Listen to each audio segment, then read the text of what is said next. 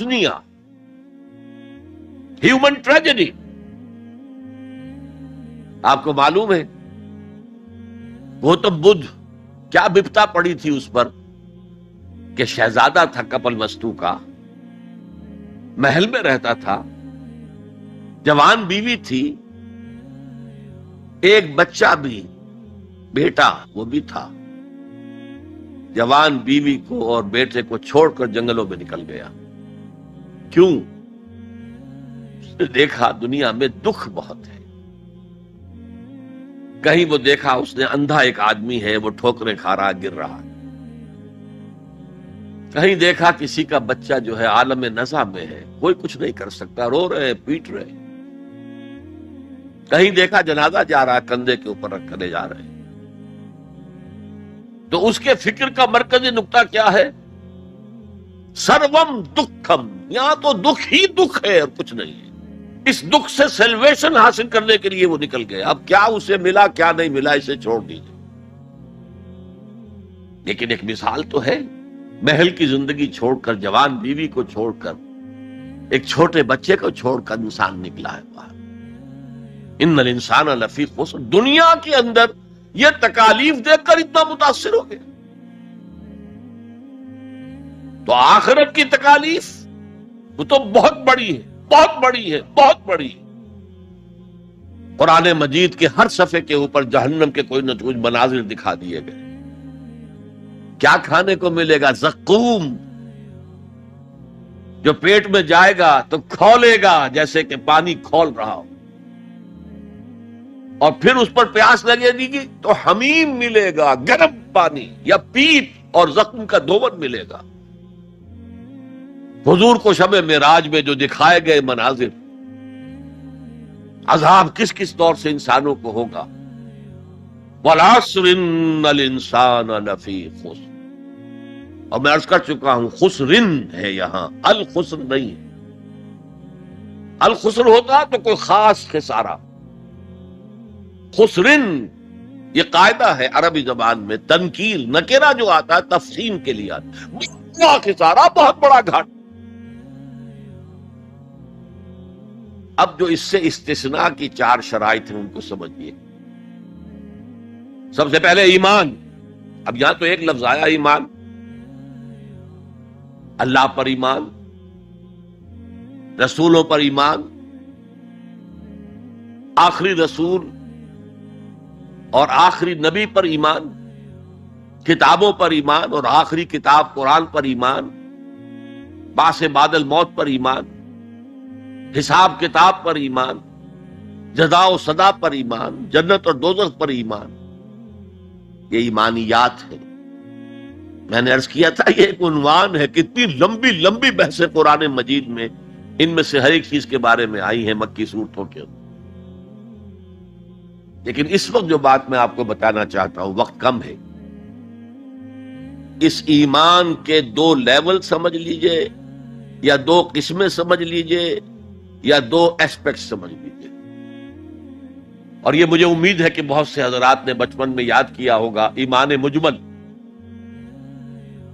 آمنت باللہ کما ہوا باسمائہ وصفاتہ وقبلت جمیع احکامہ اقرار باللسان وتصدیق بالقلب. ایمان کے یہ 2 درجے ہیں. زبان سے اقرار، جو کہے، کسی مذہب کا ماننے والا ہو، ہندو ہو، سکھ ہو، پارسی ہو، عیسائی ہو، جو کہے اشہد ان لا الہ الا اللہ واشہد ان محمد رسول اللہ، ایسے ہے محسوس ہوتا ہے کہ ایک لائن کھچی ہوئی تھی، پہلے ادھر تھا فوراً ادھر آ گیا. یہ ہے اقرار باللسان. اس کی حیثیت قانونی ایمان کی ہے. ظاہر بات ہے مسلمان باپ کی وراثت مسلمان بیٹے کو جا سکتی ہے، بیٹا مسلمان نہیں ہے تو وراثت نہیں پہنچے گی. Who is a Muslim and who is not a Muslim؟ یہ لیگل کوسچن.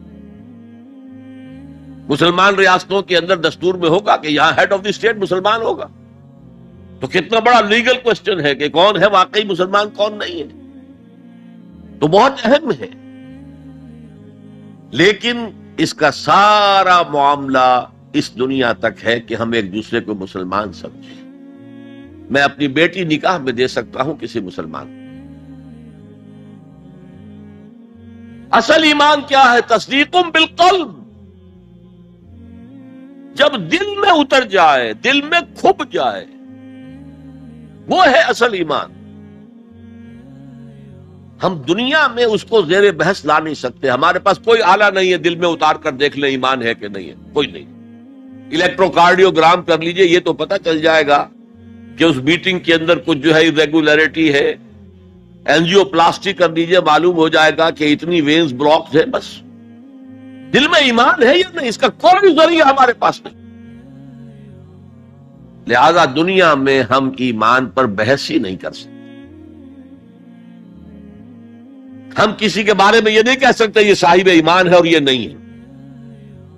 ہاں مسلمان ہے تو مسلمان کے جو حقوق ہیں اسے ملیں گے۔ وہ فاسق بھی ہو تو مسلمان ہے، فاجر بھی ہو تو مسلمان ہے، متقی ہو تب بھی مسلمان ہے، نیک ہو عبادت گزار ہو تب بھی مسلمان ہے۔ اور لیگلی اور کانسٹیٹیوشنلی ان میں کوئی فرق نہیں ہے۔ المسلم کفو لکل مسلم، امام ابو حنیفہ رحمۃ اللہ علیہ کا قول بہت اہم ہے۔ اتنی اہمیت تو اس کی ہے کہ ذرا سی ایک خطا ہو گئی تھی حضرت اسامہ ابن زید سے۔ حضور کو بہت محبت تھی اسامہ سے، اپنے پوتے کی طرح سمجھتے تھے، اس لیے کہ زید کو تو اپنا بیٹا بنایا ہوا تھا، زید ابن حارثہ کو۔ وہ تو بعد میں جب آیت اتری کہ یہ کوئی منہ بولا بیٹا اسلام میں کوئی شے نہیں ہے، ورنہ پہلے انہیں کہتے تھے زید ابن محمد، اس کے بعد دوبارہ وہ زید ابن حارثہ رہ گئے۔ لیکن محبت کتنی تھی زید سے، اور اس اعتبار سے گویا کہ حضرت اسامہ ابن زید وہ تو حضور کے پوتوں کے معنی۔ ان سے غلطی ہو گئی، ایک جنگ میں ایک کافر کے ساتھ مقابلہ ہوا دو بدو۔ اس کافر نے جب سمجھا کہ میری تو بس ہو گئی، اب میں مزید مقابلہ نہیں کر سکتا، اب میری جان اس کے ہاتھ میں ہے، اسامہ کے ہاتھ میں، انہوں نے پڑھ دیا کلمہ اشہد ان لا الہ الا اللہ واشہد ان محمد رسول اللہ۔ انہوں نے یہی سمجھا جو ہم ہوتے تو سمجھتے کہ جان بچانے کا ہیلا کر رہا ہے، لہذا گردن اڑا دی۔ کچھ دل میں اپنے خدشہ سا رہا، یہ صحیح کام کیا میں نے یا نہیں، یا ہو سکتا ہے حضور کو کسی اور ذریعے سے اطلاع پہنچی ہو۔ طلب فرمایا اسامہ یہ تم نے کیا کیا؟ حضور اس نے جان بچانے کے لیے کلمہ پڑھا تھا، آپ نے نہیں کہا کہ تم غلط کر۔ ہلا شققنا قلبہ، تم نے اس کا دل چیر کے کیوں نہیں دیکھ لیا؟ یعنی نہ تم دل چیر کے دیکھ سکتے ہو، کیا تمہیں معلوم ہے، کیسے کہہ سکتے ہو یقین سے کہ اس نے جان بچانے کو کلمہ پڑھا؟ اور اے اسامہ کیا کرو گے قیامت کے دن جبکہ یہ کلمہ تمہارے خلاف استغاثہ لے کر آئے گا؟ تو اس کی بھی بہت بڑی اہمیت ہے۔ دنیا میں پورا لیگل اینڈ کانسٹیٹیوشنل نظام اسلام پر قائم ہے، اقرار باللسان پر قائم، لیکن اصل ایمان دل میں۔ یہ سورہ حجرات میں فرمایا گیا جو اس موضوع پر قرآن حکیم کی اہم ترین آیات،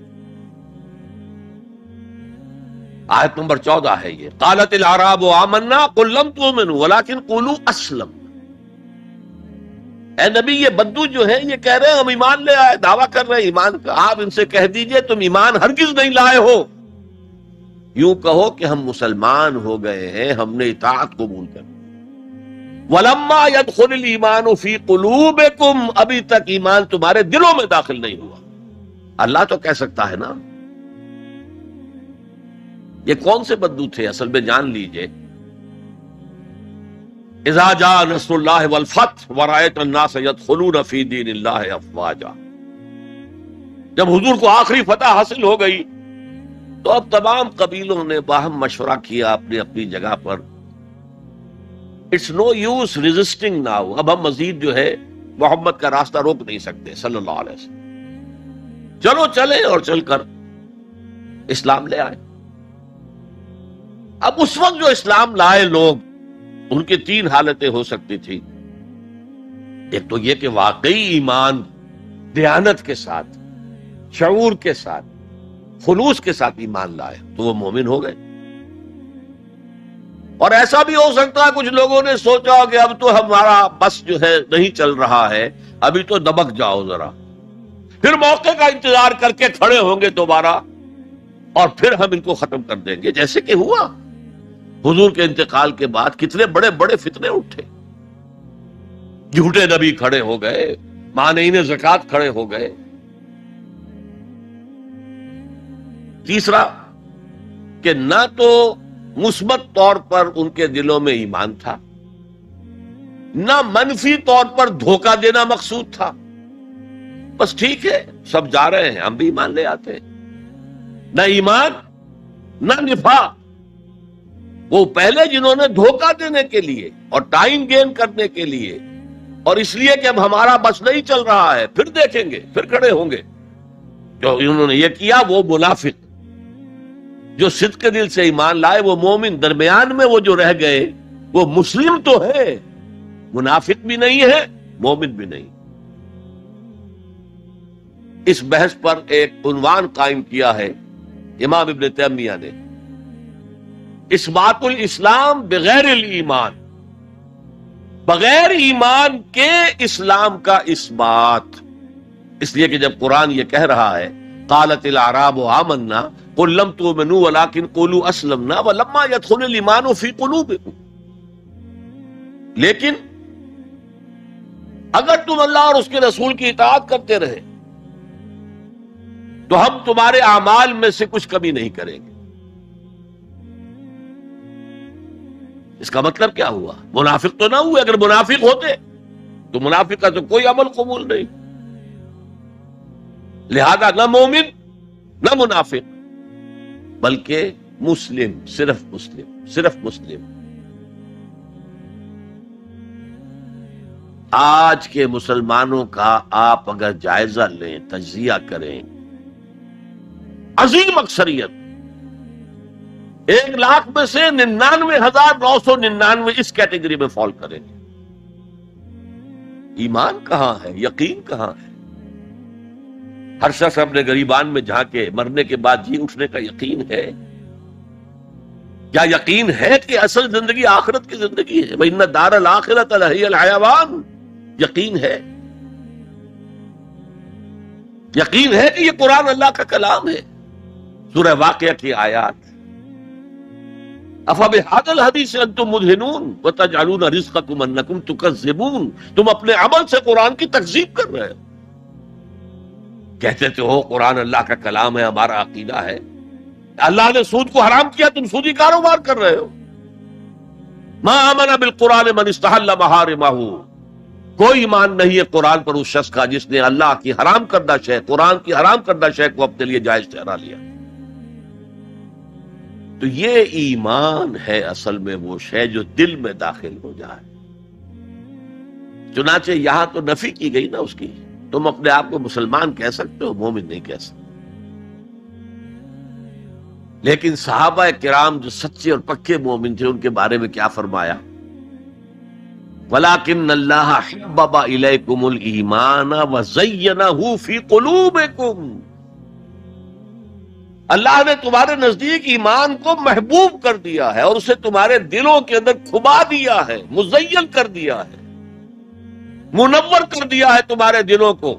دل کا ایمان یہ ہے اصل ایمان۔ اور اصل ایمان کی تعریف کیا ہے پھر؟ دیکھیے کس قدر نیچرل سیکوینس ہے، منطقی بات ہے۔ یہ بدو کہہ رہے ہیں ہم ایمان لے آئے، اے نبی کہہ دیجئے تم ایمان ہرگز نہیں لائے ہو۔ ما آمن تم نہیں آیا ہے، لم تؤمنوا یہ تاکید کے لیے ہوتا ہے، بہت تاکید، ہرگز ایمان نہیں لائے ہو۔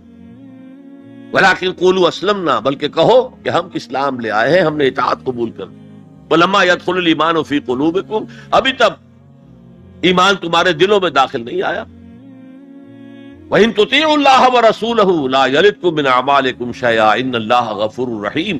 اس حالت میں بھی اگر تم اللہ اور اس کے رسول کی اطاعت کرتے رہو گے تو یہ اللہ تعالیٰ چونکہ غفور اور رحیم ہے، یہ رعایت کرے گا کہ تمہارے اعمال کو تسلیم کر لے گا اور اس کے اجر سے تمہیں محروم نہیں کرے گا۔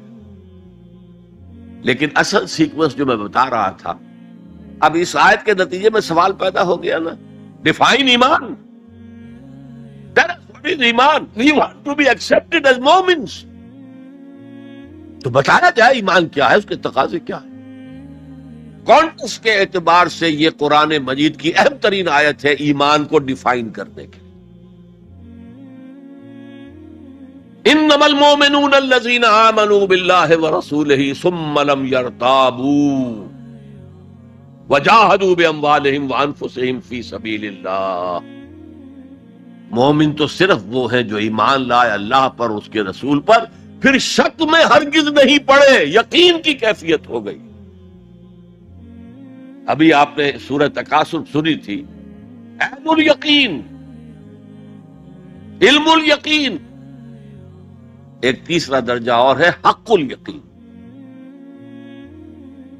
یقین کے بھی 3 درجے ہیں، معمولی بات نہیں ہے۔ ایک ہے حدیث میں جسے کہا گیا احسان، حضرت جبرائیل نے حضور سے پوچھا اخبرنی عن الاحسان، آپ نے فرمایا ان تعبد اللہ، ایک روایت میں ان تعمل للہ ہے، تیسری روایت میں ان تخشى اللہ کأنک تراہ فإن لم تکن تراہ فإنہ یراک۔ احسان یہ ہے کہ تم اللہ کی عبادت کرو یا اللہ کے لیے عمل کرو، بھاگ دوڑ کرو، یا اللہ کا خوف تمہارے دلوں میں ہو، اس طرح گویا کہ تم اللہ کو اپنی آنکھوں سے دیکھ رہے ہو۔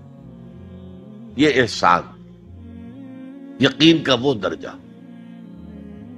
تو انما المؤمنون الذین آمنوا باللہ ورسولہ ثم لم یرتابوا، پھر انہوں نے شک ہرگز نہیں کیا، وجاہدوا باموالہم وانفسہم فی سبیل اللہ، اور پھر جہاد کیا انہوں نے اپنے مالوں کے ساتھ، اپنی جانوں کے ساتھ اللہ کی راہ۔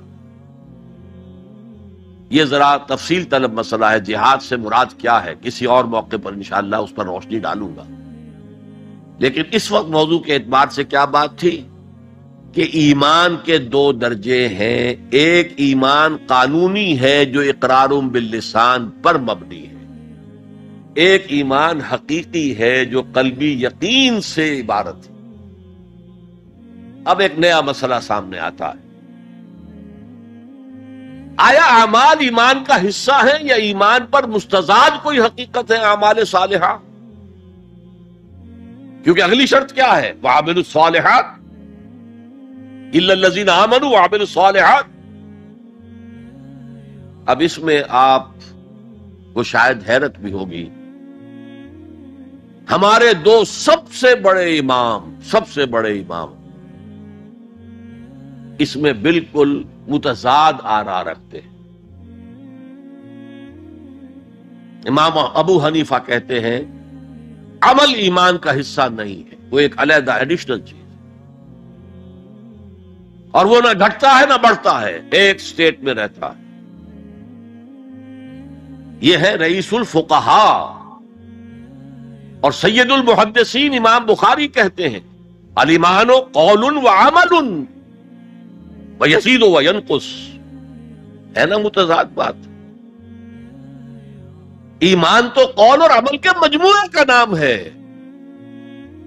عمل صالح ایمان کے اندر انہیرنٹلی موجود ہے، اور یہ گھٹتا بھی ہے بڑھتا بھی ہے۔ اصل میں ان دونوں میں تطبیق کیا ہے یہ سمجھ لیجئے، کوئی بھی غلط نہیں کہہ رہا۔ امام ابو حنیفہ فقیہ ہیں، ان کا ذہن قانونی ہے، قانونی ایمان عمل سے علیحدہ ایک شے ہے۔ گناہ کبیرہ کا مرتکب بھی کافر نہیں ہوتا، عمل علیحدہ شے ہے۔ چوری کیا ہاتھ کاٹ دو لیکن وہ کافر نہیں ہو گیا۔ شادی شدہ نے زنا کیا ہے، اس کو سٹوننگ کر کے اس کو مار دو لیکن اس کی نماز جنازہ پڑھنی ہوگی، ہے مسلمان، کافر نہیں۔ اس اعتبار سے وہ قانونی ایمان علیحدہ ہے، عمل علیحدہ، اور یہ قانونی ایمان نہ گھٹتا ہے نہ بڑھتا ہے۔ یہ تو ایک سٹیٹس ہے جو آپ کو کانسٹیٹیوشنلی لیگلی حاصل ہو گیا ہے، اس میں کوئی کمی بیشی نہیں ہوگی۔ سادہ ترین مثال یہ ہے، ایک باپ کے 2 بیٹے تھے یا ہیں، ایک بڑا متقی ہے، تہجد گزار ہے، نیک ہے، عابد ہے، زاہد ہے، ایک فاسق و فاجر ہے لیکن ہے مسلمان. کیا وراثت میں اس متقی کو زیادہ حصہ ملے گا اور فاسق و فاجر کو کم ملے گا؟ نہیں. Legally they are equal. المسلم کف لکل مسلم، ہر مسلمان دوسرے تمام مسلمانوں کے برابر ہے. لیگل سٹیٹس یہ برابر ہے، جامد ہے، یہ نہ گھٹتا ہے نہ بڑھتا ہے. حالانکہ ایمان کا گھٹنا بڑھنا وہ حقیقی ایمان کی بات کر رہے ہیں. امام ابو حنیفہ قانونی ایمان کی بات کر رہے ہیں، امام بخاری حقیقی ایمان کی بات کر رہے ہیں. یہ تو ہر ایک کا تجربہ ہے. یہ ایمان جو ہے گھٹتا بھی ہے بڑھتا بھی ہے. قرآن پڑھیے، ایمان آپ کو خود محسوس ہوگا کہ اس کی حرارت بڑھی ہے. اچھی صحبت میں بیٹھیے، ایمان بڑھے گا. آوارہ قسم کے لوگوں میں بیٹھ کر گپے لڑائیے، ایمان گھٹے گا. خود محسوس ہو جائے گا کہ کوئی برف کی طرح کچھ ہے اندر پگھل رہی. قرآن میں آتا زادتہم ایمانا، ان کے ایمان کے اندر اضافہ ہو گیا. تو کیسے کہا جا سکتا ہے ایمان گھٹتا بڑھتا نہیں؟ ایمان حقیقی گھٹتا بھی ہے بڑھتا بھی، لیکن قانونی ایمان یہ ایک جامد سٹیٹس ہے، ایک لیگل کانسٹیٹیوشنل سٹیٹس ہے. یہ نہ گھٹتا ہے نہ بڑھتا ہے، اور عمل اس کے اندر داخل نہیں ہے. عمل اس پر مستضاد ہے، علیحدہ شے. تو پہلی شرط کے بارے میں اس قدر باتیں میں نے بتائیں، زیادہ تفصیل میں جانے کا موقع نہیں. اب دوسری شرط کیا ہے؟ وَعَمِلُ الصَّالِحَاتِ. دیکھیے عربی زبان میں عمل اور فعل یہ دونوں الفاظ مترادف ہیں. تفعلون، یفعلون، تعملون، یعملون، لیکن ان دونوں میں فرق ہے. فعل کوئی بھی فعل ہے جو آپ سے سرزد ہو گیا، چاہے ارادی طور پر چاہے غیر ارادی طور پر. عمل وہ ہے جو ارادے کے تحت کیا جائے، جس میں جد و جہد ہو، جس میں محنت ہو، جس میں مشقت پڑتی. تو فعل اور عمل کے درمیان زمین و آسمان کا فرق ہے.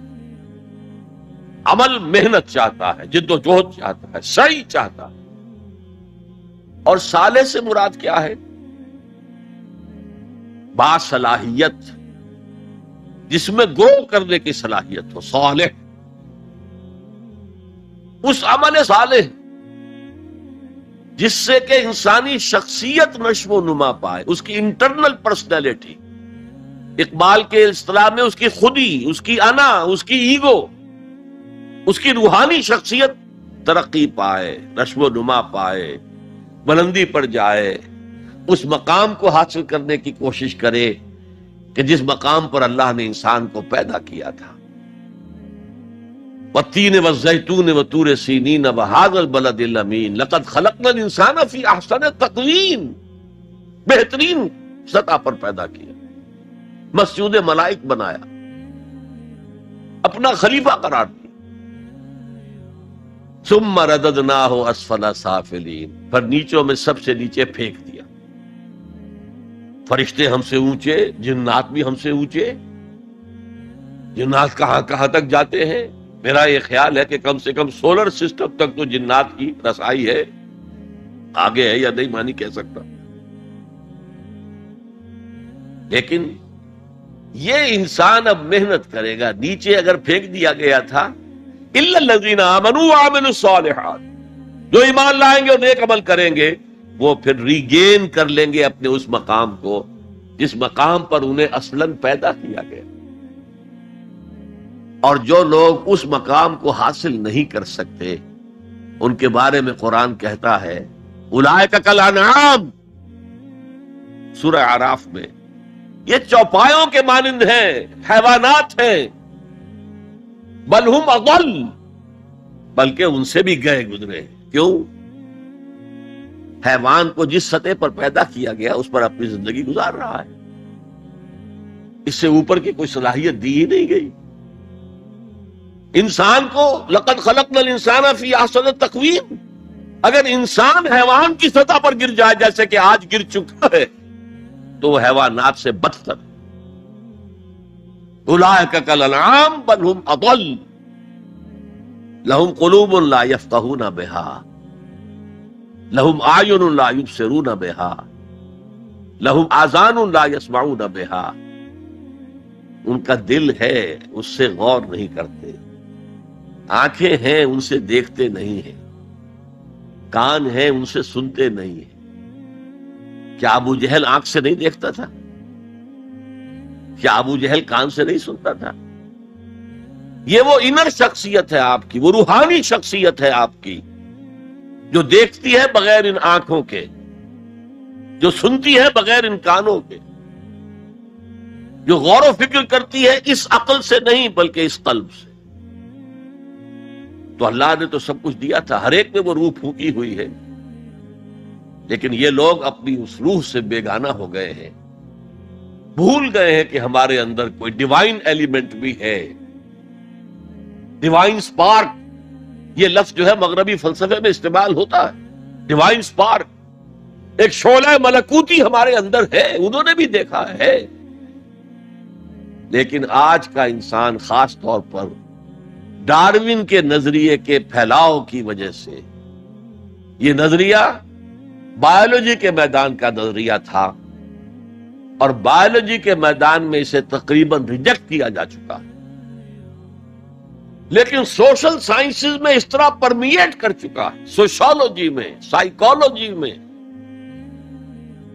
اس طرح پرمیٹ کر گیا ہے کہ آج کا انسان اپنے آپ کو سوائے حیوان کے کچھ نہیں سمجھتا۔ یہ ہیومن ٹریجڈی سب سے اونچی ہے، وہ شرف جو اللہ نے عطا کیا تھا، وہ مقام اور مرتبہ جو اللہ نے عطا کیا تھا، اس سے انسان خود مستعفی ہو گیا۔ نتیجہ کیا نکلا ہے کہ جیسے ہم کہتے ہیں کہ گھوڑا اور گدھا، کیا فرق ہے؟ گھوڑا ذرا ریفائنڈ اینیمل ہے، تمکنت ہے اس میں، گدھا بیچارہ کورس اینیمل ہے، باقی فرق کیا ہے یہ بتائیں؟ اسی طرح انسان اور شمپینزی اور گوریلا میں کیا فرق ہے یہ بتائیں ہمیں؟ عمل صالح جو ہے وہ اس لیے ہے، اور یہ بھی نوٹ کر لیجئے، جب یہ سورت اتری تو عمل صالح سے کیا مراد تھا؟ شریعت تو ابھی نازل ہی نہیں ہوئی، عمل صالح ایک ہی تھا، ایک ان الذین قالوا ربنا اللہ ثم استقاموا، جنہوں نے کہا ہمارا رب اللہ ہے پھر جم گئے، چاہے مارا جا رہا ہے، چاہے دہکتے ہوئے انگاروں پر لٹایا جا رہا ہے۔ خباب بن الارت رضی اللہ تعالی عنہ لوہار تھے پیشے کے اعتبار سے، بلایا گیا، حضور پر ایمان لے آئے تھے، انگارے زمین پر بچھا دیے گئے، دہکتے ہوئے انگارے، کہا اتارو کرتا، اتار دیا، لیٹ جاؤ، لیٹ گئے انگاروں کے اوپر، اس لیے کہ حضور کا حکم یہ تھا چاہے تمہارے ٹکڑے کر دیں، چاہے تمہیں بھون دیں، تم نے کوئی جوابی کارروائی نہیں کرنی، کفو ایدیکم، اپنے ہاتھ بندے رکھو۔ قرآن میں تو یہ کہیں جا کر سورہ نساء میں حکم آیا ہے، ایک زمانہ تھا جب کہ تمہیں حکم تھا کہ اپنے ہاتھ روکے رکھو، مکے میں یہ حکم حضور نے دیا تھا، لہذا لیٹ گئے، پیٹھ کی کھال جلی، چربی پگھلی، اس سے وہ انگارے ٹھنڈے ہوئے۔ ان الذین قالوا ربنا اللہ ثم استقاموا، پھر جم گئے۔ یا صرف ایک عبادت دی گئی تھی، راتوں کو کھڑے رہا کرو، یا ایھا المزمل قم اللیل الا قلیلا نصفہ او انقص منہ قلیلا او زد علیہ ورتل القرآن ترتیلا۔ اے کمبل میں لپٹ کر لیٹنے والے صلی اللہ علیہ وسلم، کھڑے رہا کرو رات کو سوائے تھوڑے سے حصے کے، نصفہ، آدھی رات،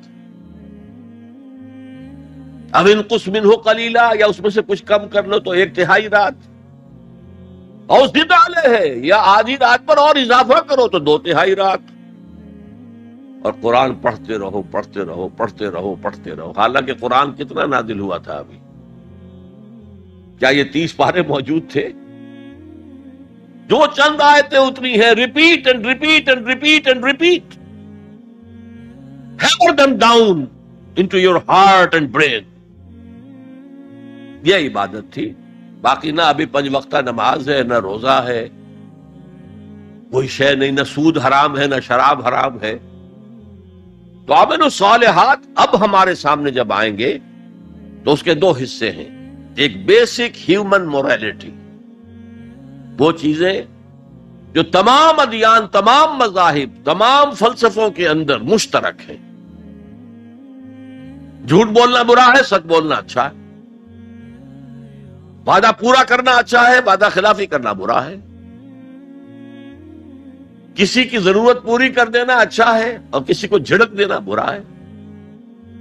والدین کی خدمت کرنا اچھا ہے اور اس سے اعراض کرنا برا ہے. کون نہیں جانتا؟ یہ تو ہے بیسک موریلٹی جو مکی صورتوں میں شروع میں آئی ہے، بہت بہت تکرار کے ساتھ. ارأیت الذی یکذب بالدین فذلک الذی یدعو الیتیم ولا یحض علی طعام المسکین. کیا تم نے دیکھا اس شخص کو جو جزا و سزا کا منکر ہے، آخرت کا منکر ہے؟ وہی تو ہے جو یتیم کو دھکے دیتا ہے اور مساکین کو کھانا خود کھلانا تو درکنار، کسی اور کو بھی کہنے کو تیار نہیں ہے کہ کھانا کھلا دو. پتہ نہیں پلٹ کر وہ کہہ دے تم کیوں نہیں کھلاتے. ویل لکل ہمزۃ لمزہ، ہلاکت ہے ہر اس شخص کے لیے جو رو در رو عیب چینی کرتا ہے یا پیچھے برائی کرتا ہے، طنز کرتا ہے. ویل لکل ہمزۃ لمزہ الذی جمع مالا وعددہ، مال جمع کرتا ہے، گنتا رہتا ہے. اب میرا بیلنس شیٹ یہاں آ گیا ہے، اب بیلنس شیٹ یہاں آ گیا ہے، پہلے اتنے کروڑ کے ایسٹس تھے، آج اتنے کروڑ کے. اسی حساب کتاب میں بیسک ہیومن موریلٹی اور شریعت کے احکام، یہ دونوں آئیں گے. اب وہ شریعت پوری ہو چکی محمد رسول اللہ صلی اللہ علیہ وسلم پر، اب ہمیں اس پر عمل کرنا ہے. اور یہ کوئی بوجھ نہیں ہے، یہ ہماری شخصیت کی نشو و نما کے لیے.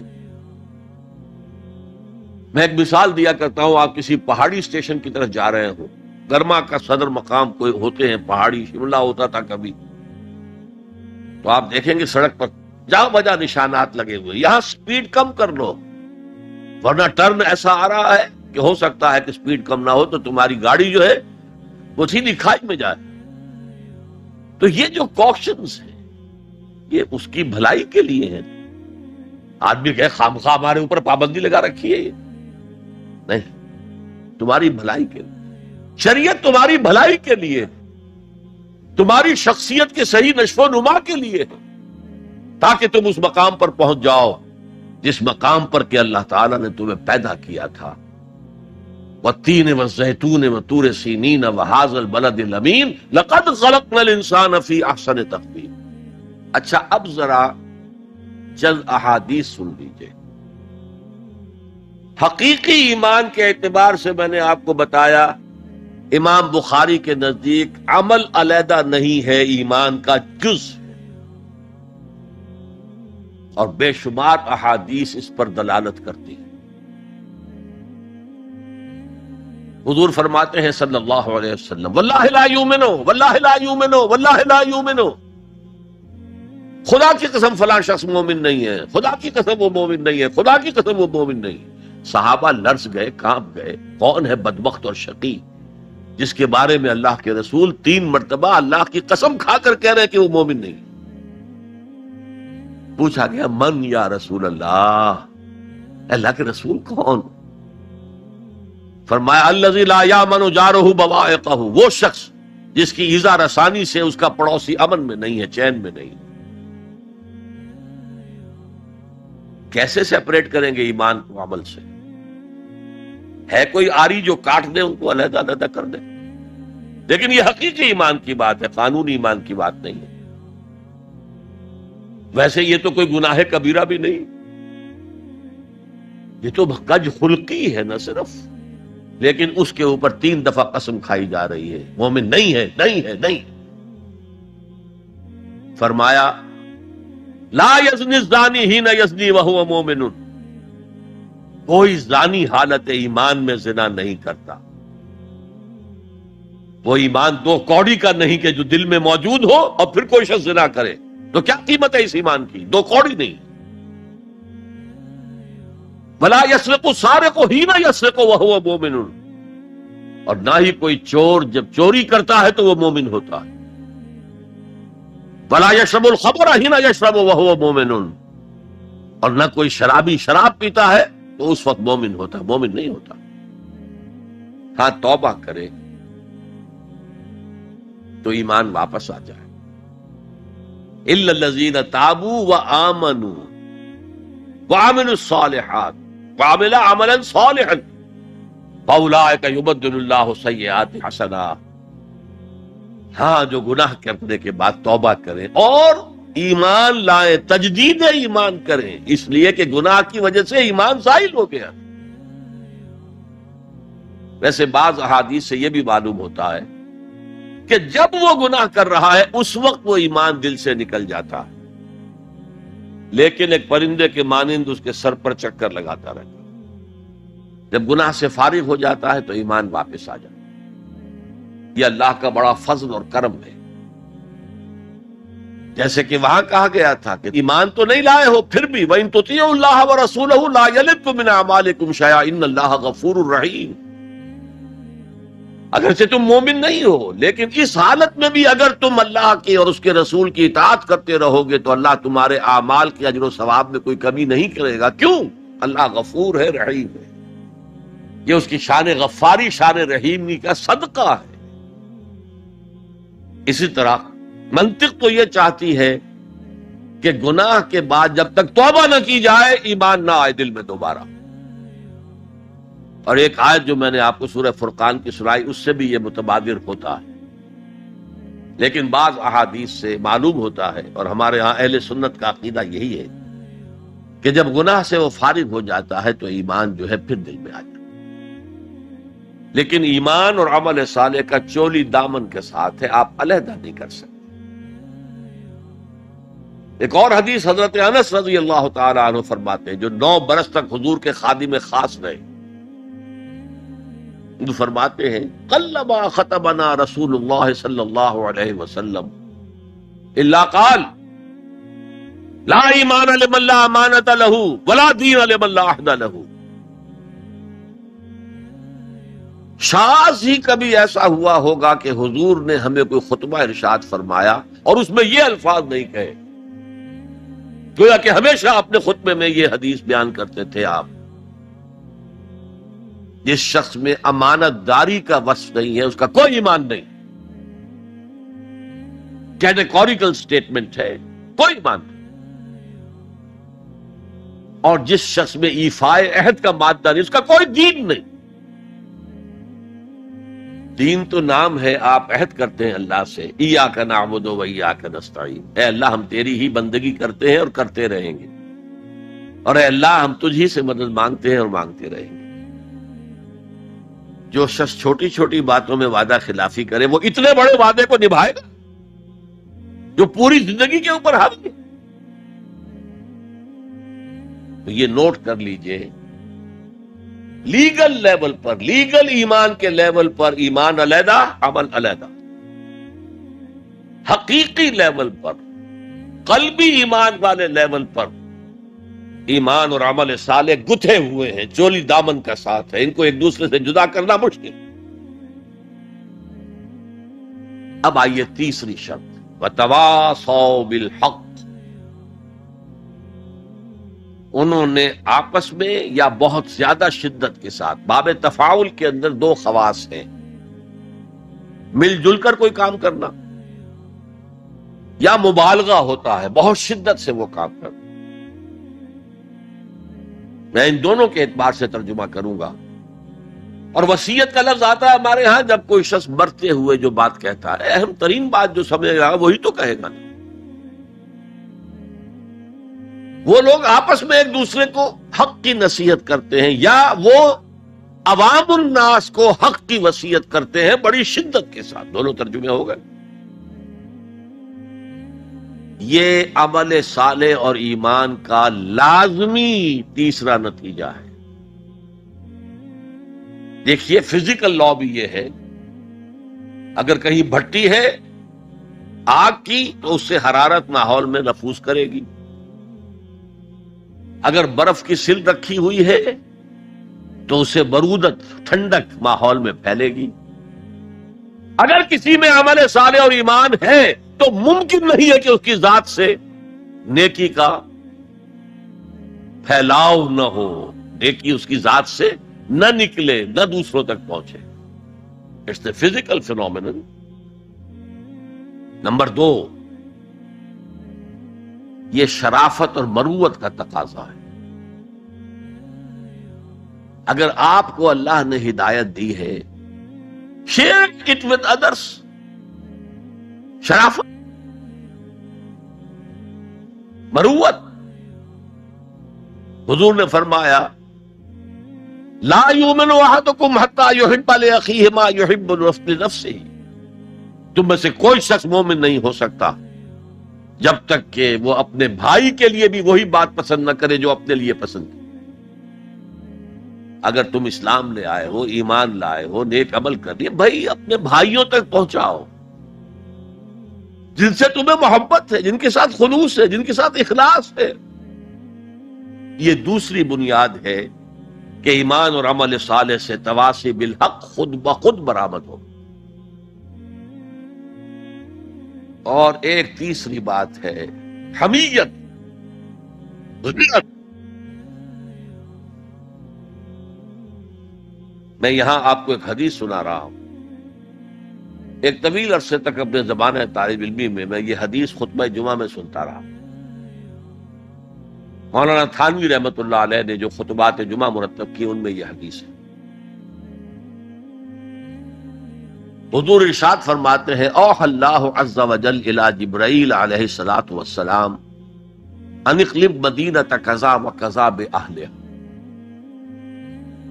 اللہ تعالیٰ نے وحی کے ذریعے سے حکم دیا حضرت جبرائیل کو کہ فلاں فلاں بستیوں کو الٹ دو، تلپٹ کر دو۔ جیسے سدوم اور عامورہ کی بستیوں پر عذاب آیا تھا، ویسا عذاب ان بستیوں کے اوپر لے آؤ۔ قال فقال، حضور فرماتے ہیں کہ اس پر حضرت جبرائیل نے عرض کیا یا رب ان فیہا عبدک فلان لم یعصک طرفۃ عین۔ اے اللہ میں اس بستی کو الٹ دوں، اس میں تو تیرا فلاں بندہ بھی ہے جس نے کبھی پلک جھپکنے جتنی دیر بھی کسی گناہ میں بسر نہیں کی۔ اب آپ کسی آدمی کی نیکی کا تصور کیجئے، یہ گواہی دینے والے کوئی کرائے کے گواہ نہیں ہے جو عدالتوں میں پھرتے رہتے ہیں، جو چاہو گواہی دلوا لو، اتنے پیسے چاہیے۔ جبرائیل ہے، اور کس کی جناب میں کہہ رہے ہیں؟ جہاں ابو جہل بھی جھوٹ نہیں بول سکے گا۔ یا رب ان فیہا عبدک فلان لم یعصک طرفۃ عین، الٹ دوں اس بستی کو۔ اب جواب سنیے، قال فقال، حضور فرماتے ہیں اس پر اللہ نے فرمایا اقلبھا علیہ وعلیہم، الٹو اس بستی کو، پہلے اس بدبخت پر اور پھر دوسروں پر۔ فإن وجہہ لم یتمعر فی ساعۃ قط، اس لیے کہ میری غیرت کی وجہ سے کبھی اس کے خون نے جوش نہیں مارا، اس کا چہرے کے اوپر خون نہیں آیا۔ آپ کو کوئی ماں کی گالی دے، اگر تو آپ میں جان ہے تو وہ جانے دیں گے اس کو، اور اگر جان نہیں ہے، آپ اس کا مقابلہ نہیں کر سکتے، تب بھی غصہ آئے گا، کانپیں گے آپ غصے کی وجہ سے، چہرہ آپ کا سرخ ہو جائے گا، یہ تو کم سے کم ہوگا نا۔ لیکن یہ اللہ کا بندہ اپنی نیکی میں لگا رہا، اس نے دیکھا نہیں ماحول میں کیا ہو رہا ہے، ماحول میں اللہ کی شریعت کی دھجیاں بکھیری جا رہی ہیں، ماحول میں اللہ کے احکام پاؤں پہلے رونے جا رہے ہیں، یہ لگا رہا تو فقط اللہ اللہ اللہ، یہ زیادہ بڑا مجرم ہے، لہذا بستی کو پہلے اس پر پلٹو اور پھر دوسروں پر۔ یہ ہے تعلق تواصی بالحق کا ایمان اور عمل صالح کے ساتھ۔ یہ میں پہلے عرض کر چکا ہوں، اس تواصی بالحق میں اصطلاحات بہت سی ہیں۔ حق کی دعوت دینا، اللہ کی طرف دعوت دینا حق ہے نا، اللہ کی ذات حق ہے۔ ذالک بأن اللہ هو الحق، تو تواصی بالحق میں کیا ہوگا؟ ادع الی سبیل ربک بالحکمۃ والموعظۃ الحسنۃ وجادلہم باللتی احسن، یہ بھی تواصی بالحق ہے۔ نیکی کا حکم تو بدی سے روکو، تأمرون بالمعروف وتنہون عن المنکر، یہ بھی تواصی بالحق ہے۔ اور اس کے درجات کہاں سے کہاں تک ہیں؟ اگر بچے کہیں گلی میں کھیل رہے ہیں، کرکٹ کھیل رہے ہیں، آپ ان سے کہتے ہیں بیٹو یہ یہاں پر کھیلنے کی جگہ نہیں ہے، آپ کسی گاڑی کا شیشہ توڑیں گے، آپ کی گیند جو ہے اس سے کسی گاڑی کو نقصان پہنچے گا، کسی انسان کو چوٹ لگ جائے گی، پھر کیا آپ بچ کر چلے جائیں گے وہاں سے؟ آپ کون ہوتے ہیں؟ ہوگی کہ نہیں؟ ریزنٹمنٹ ہوگی کہ نہیں؟ کبھی بھی اس تواصی بالحق کو خندہ پیشانی سے نہیں سنا گیا، نہیں برداشت کیا گیا۔ اور اگر کچھ لوگ سمجھتے ہیں کہ ہم تواصی بالحق کر رہے ہیں، پھر بھی معاشرہ اس سے کچھ نہ کہے، انہیں کوئی تکلیف نہ پہنچائے، اس کا مطلب ہے انہوں نے حق کا کوئی ایسا حصہ لیا ہے کہ جو لوگوں کی دکھتی رگ کو نہیں چھیڑتا، اس سے بچ بچ کر چل رہے۔ اگر وہ حق کامل ہو تو باطل کبھی تسلیم نہیں کرے، باطل ریٹیلیٹ کرے۔ اب آپ سنیے ایک اور بات، یہ چھوٹا حق تھا کہ بیٹو یہاں نہ کھیلو، کسی گراؤنڈ میں جا کر کھیلو۔ سب سے بڑا حق کیا ہے؟ اس کائنات کا خالق، مالک اور حاکم اللہ، اس کا حکم یہاں نافذ ہونا چاہیے، یہ حق ہے۔ اگر نہیں ہے تو اللہ کے خلاف بغاوت ہے۔ اس کی آپ اگر تلقین کریں گے تو آپ ایگزسٹنگ سسٹم کے باغی قرار پائیں۔ پوری دنیا میں secularism, sovereignty of the people, تم کیا کہہ رہے ہو؟ تمہاری یہ ڈفلی کیا بجا رہی ہے؟ خدا کی ساورنٹی، یہ سب سے بڑا حق ہے۔ اس حق پر جو بھی ریزنٹمنٹ ہوئی تھی مکے میں، جیسے جیسے ستائے گئے تھے حضور اور آپ کے صحابہ، وہ آپ کے علم ہے۔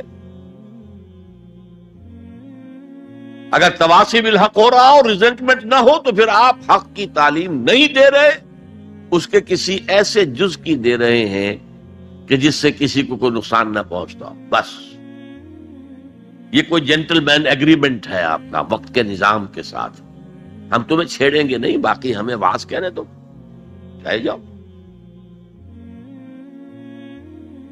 اسی لیے فرمایا من رأى منکم منکرا فلیغیرہ بیدہ، جو شخص تم میں سے کسی منکر کو دیکھے، کسی بدی کو دیکھے، کسی خلاف حق بات کو دیکھے، اس کا فرض ہے کہ اسے طاقت کے ساتھ اپنے ہاتھ سے روکے۔ فإن لم یستطع، اگر اس کی طاقت نہ ہو، فبلسانہ، تو زبان سے تو کہہ دو کہ خدا کے بندے یہ کام نہ کرو، یہ غلط ہے، یہ حرام کام ہے، اللہ کے غضب کو دعوت نہ دو، یہ تو کہہ دو۔ اور اگر زبانوں پر بھی تالے ڈال دیے گئے ہوں تو پھر کم سے کم دل سے شدید نفرت ہے۔ اگر یہ بھی نہیں ہے تو پھر ایمان نہیں۔ ذالک اضعف الایمان، یہ ایمان کا کمزور ترین درجہ ہے۔ من رأى منکم منکرا فلیغیرہ بیدہ فإن لم یستطع فبلسانہ فإن لم یستطع فبقلبہ وذالک اضعف الایمان، یہ ایمان کا کمزور ترین درجہ ہے۔ اگر یہ بھی نہیں ہے، بدی کو پھیلتے ہوئے، پھلتے ہوئے، پھولتے ہوئے ہم دیکھ رہے ہوں اور ہماری نیند میں بھی خلل نہ آئے، ہماری غیرت جوش میں نہ آئے، ہم اس کو بدلنے کی کوئی صحیح نہ کریں، ہمیں اس کا افسوس تک نہ ہو، وائے ناکامی مکائے کارواں جاتا رہا، کارواں کے دل سے احساس زیاں جاتا رہا، تو پھر ایمان کا کیا سوال ہے؟ اسی مضمون کی ایک اور حدیث ہے، یہ حضرت ابو سعید الخدری رضی اللہ تعالیٰ عنہ سے، اور مسلم شریف کی روایت ہے جو میں نے آپ کو سنائی، اسی مسلم شریف میں عبداللہ ابن مسعود سے روایت ہے، قال النبی صلی اللہ علیہ وسلم ما بعث اللہ من نبی فی قومہ من قبلی الا کان لہ اصحاب وحواریون یاخذون بامرہ ویقتدون بسنتہ۔ اللہ تعالیٰ نے جس قوم میں بھی کسی نبی کو مبعوث کیا، اس میں اس کے کچھ نہ کچھ صحابہ، کچھ حواری ہوتے تھے، تھوڑے ہوں زیادہ ہوں، وہ کیا کرتے تھے؟ اپنے نبی کی سنت کو مضبوطی سے پکڑ لیتے تھے اور ان کے حکم کی پیروی کرتے تھے۔ ثم انہا تخلف من بعدہم خلوف، پھر ہمیشہ ایسا ہوتا رہا کہ ان کے بعد ایسے ناخلف پیدا ہو گئے، یقولون ما لا یفعلون ویفعلون ما لا یؤمرون، جو کہتے تھے جو کرتے نہیں تھے، اور کرتے وہ تھے جس کا حکم نہیں دیا گیا۔ میلاد النبی کے جلوس نکل رہے، اللہ کے رسول نے حکم دیا تھا،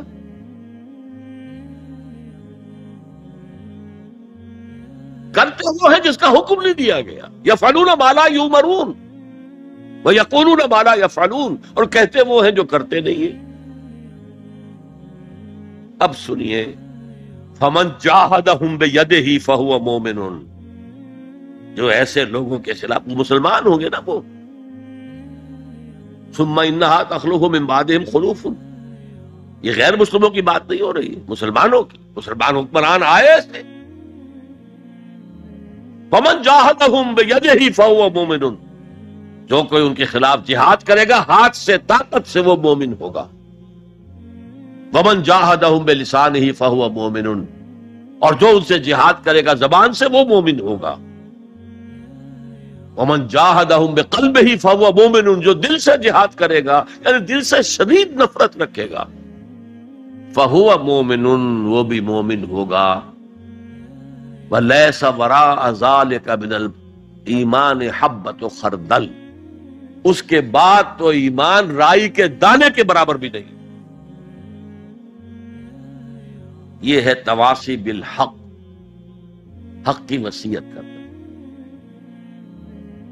اچھا، اس میں جو دوسرا پہلو میں نے گنوایا تھا، ایک ہے اس کا عام مفہوم، لوگوں کو پوری شدت کے ساتھ حق کی طرف دعوت دینا، حق کی وصیت کرنا، امر بالمعروف کرنا، نہی عن المنکر کرنا، دین کی طرف بلانا۔ ایک یہ آپس میں حق کی وصیت کرنا۔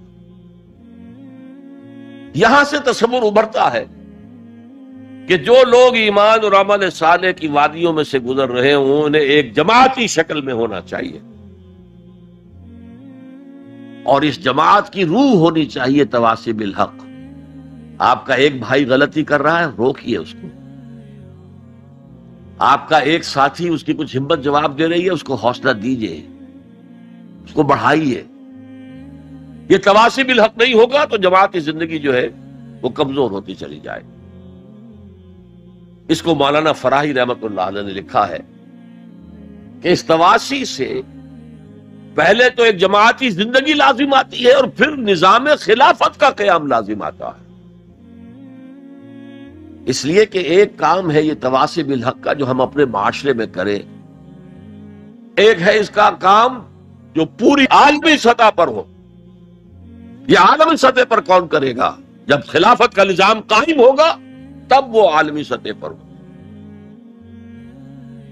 تو وجوب قیام خلافت، یہ مولانا فراہی نے اپنی تفسیر سورۃ العصر کے اندر بیان کیا۔ یہ تواصی کے لفظ، اور یہ جماعتی زندگی نوٹ کر لیجئے۔ حضور نے فرمایا ید اللہ علی الجماعہ، اللہ کا ہاتھ جماعت کے اوپر ہوتا، یعنی اللہ کی تائید، اللہ کی نصرت جماعت کے ساتھ منحصر۔ حضرت عمر فرماتے لا اسلام الا بالجماعہ ولا جماعہ الا بالامارہ ولا امارہ الا بالاطاعہ، جماعت کے بغیر کوئی اسلام نہیں، اور امارت کے بغیر کوئی جماعت نہیں۔ اور اطاعت کے بغیر کسی امیر کا کوئی فائدہ ہی نہیں، اس کا حکم مان۔